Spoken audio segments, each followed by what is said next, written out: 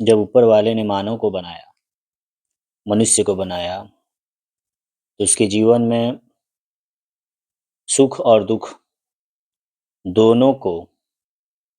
आने जाने की स्वतंत्रता दी।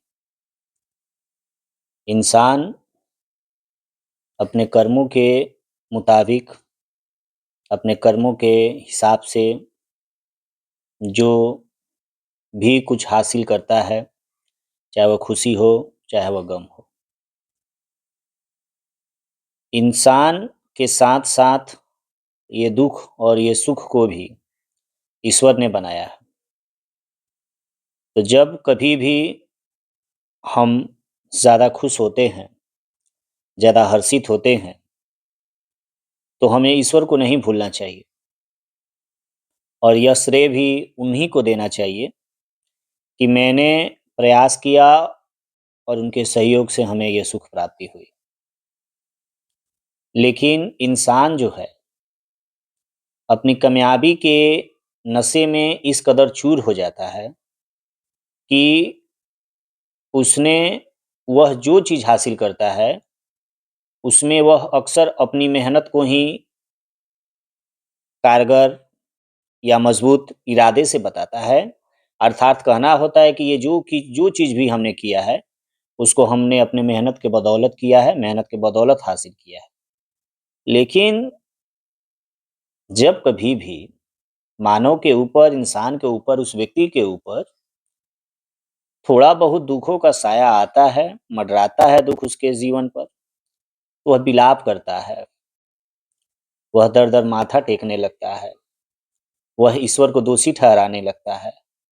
कि भगवान हमारे हिस्से में दुःख लिखे हैं, भगवान हमारे हिस्से में ये क्या लिखे हैं। तो हम सभी को इस बात का याद रखना चाहिए, इस बात को याद रखना चाहिए या इस बात का स्मरण रखना चाहिए कि जब उन्होंने हमें दुःख दिया है, वो तो गैर हैं नहीं, क्योंकि ईश्वर के द्वारा ही हम सभी निर्मित हुए हैं। तो जब उन्होंने हमें सुखी या सुख दिया, तो हमने उनका अभिनंदन किया, स्वागत किया, इज़्ज़त दिया और बहुत खुशमय जीवन या बहुत सादगी से या बहुत हर्षित होकर ये जीवन को या दिन को गुज़ारा। उसी तरीक़ा से अगर उन्होंने जब हमारे जीवन में दुःख दिया है, तो उसे भी हमें यह प्रयास करना चाहिए कि इसे भी हर्षित होकर ईश्वर के नामों का स्मरण करते हुए गुज़ारने का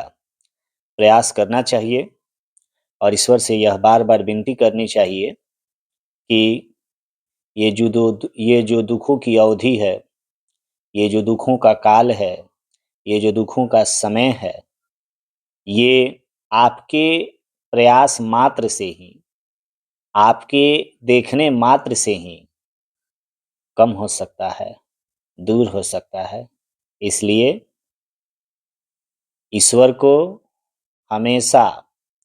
चाहे वह दुःख की परिस्थिति हो या सुख की परिस्थिति हो या भरपूर आनंद की परिस्थिति हो, उसमें कभी भी ईश्वर को भूलना नहीं चाहिए, याद करते रहना चाहिए। हमें ईश्वर को हमेशा, हर वक़्त, हर पल, हर समय स्मरण करते रहना चाहिए। जय शिव।